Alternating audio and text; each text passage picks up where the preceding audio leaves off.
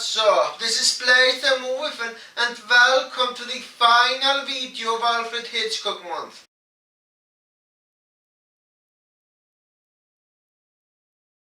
I'm gonna end this month by listing my favorite movies directed by Alfred Hitchcock.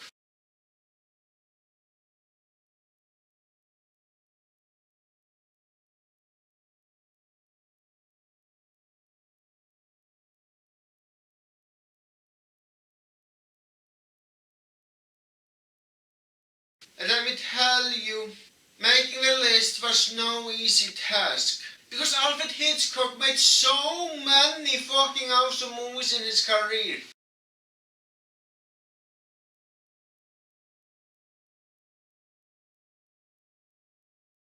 As for who Alfred Hitchcock is, well, that guy needs no introduction. Number 15. The Lady Vanishes. This movie is loaded with interesting characters. Henderson, Gilbert, fucking Dr. Hartz. The list goes on. But the most interesting character of them all is Miss Fry. She's very fucking funny, very fucking smart, and overall a fucking awesome lady. And she's really the main focus of the movie. I won't tell you exactly what happens to her, but I will say that the title implies it a bit. Number 14. The Paradigm Case. The movie starts at a mansion of some sort. The person living in that mansion gets arrested.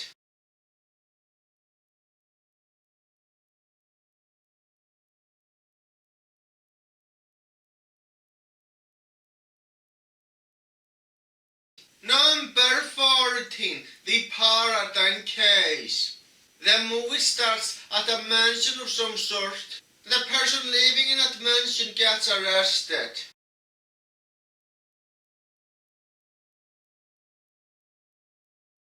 I know I'm extremely goddamn brief here, but the reason I am is because I'm trying to keep this list video spoiler free.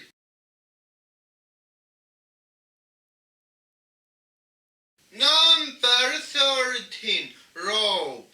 Now, how do you accomplish making a movie about murderers who enjoy doing it and don't feel like the protagonist is an asshole in the slightest? I don't know how you accomplish doing that, but Alfred Hitchcock fucking did it with this movie.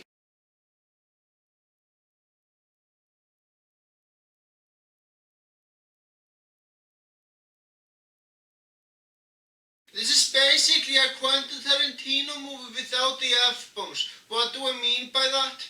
Well, it has long drawn-out dialogue just like Quentin Tarantino movies. And there is nothing going on in the movie besides that.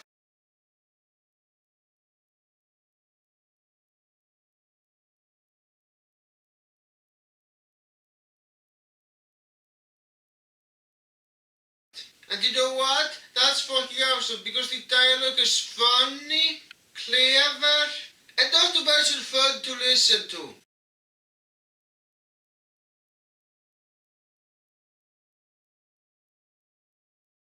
Number 12. Murder. Most of this movie takes place at a courtroom, and the people there are arguing about whether or not a certain murderer is guilty of murder.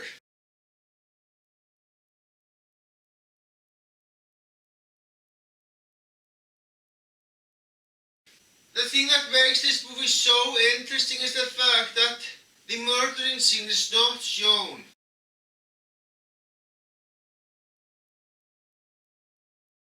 So it isn't clear if he's guilty or not, and that's fucking awesome.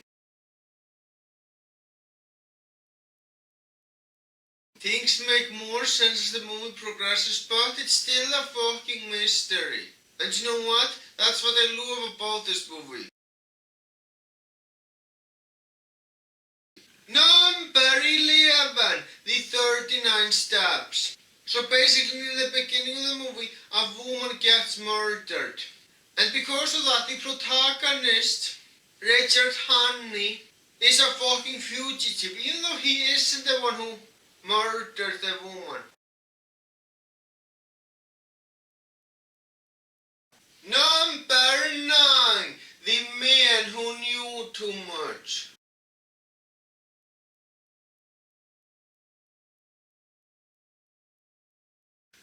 This movie doesn't just hold up, it holds up extremely well. In fact, if I were to compare it with some of the action thrillers made today, I would say it's one of the best even then. Yeah, it's that fucking awesome.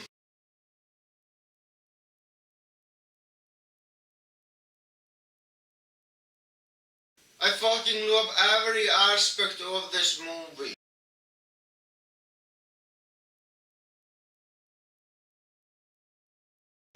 But there is one thing that I must talk about though. Why the hell did Alfred Hitchcock remake this movie 20 years later?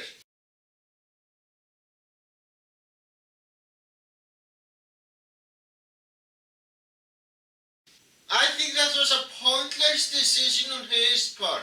I mean, don't get me wrong, it's not as bad as anything released by Platinum Dunes. In fact, I wouldn't even say that the remake is a bad movie overall.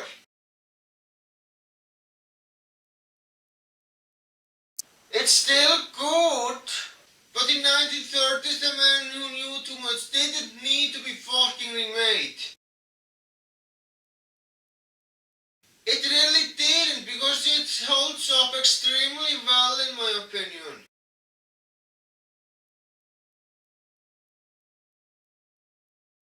So why did he do it? I don't know. Frankly, I think Alfred Hitchcock should have just let his original masterpiece be. Number 8, Rebecca. Despite the title, the protagonist of this movie is not Rebecca. Instead, she is Mrs. De Winter. But despite that, this is a romance movie that holds up even to this day. I'm not a big fan of romance movies at all. In fact, I rarely watch them.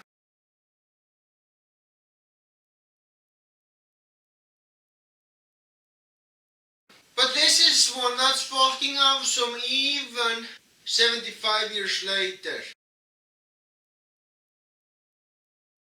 The thing that makes it hold up even to this day is the fact that it's very realistic, and the feelings the husband and wife had for each other are very legitimate.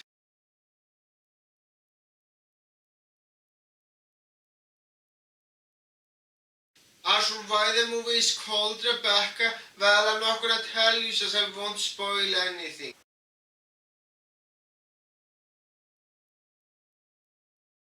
You should definitely check this movie out. I highly recommend it. Number 6, Vertigo. So basically, John Ferguson is a retired detective, but he has to do one more job for his boss before he retires completely. And that is to spy on his wife. The concept to me does sound fucking creepy. Creepy in a good way, and it worked.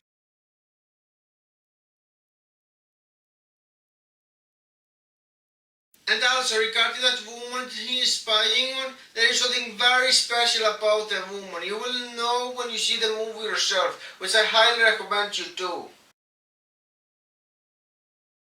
Also, the protagonist Marlene Daniels is very fucking smart, fucking pretty, and she is someone who is worth rooting for the entire movie.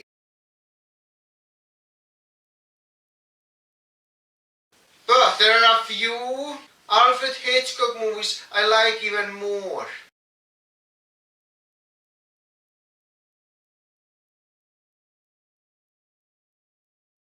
There is a lot of dialogue in this movie, which is fine. The dialogue in the movie is, after all, very fucking interesting and very fucking awesome.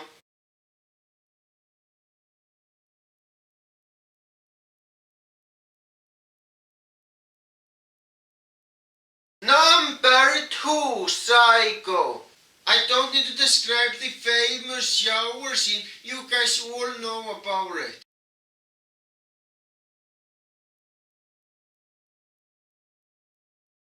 This has been my list of favorite Alfred Hitchcock movies. As for if I will review any of those movies, well, I might review some of them in the future.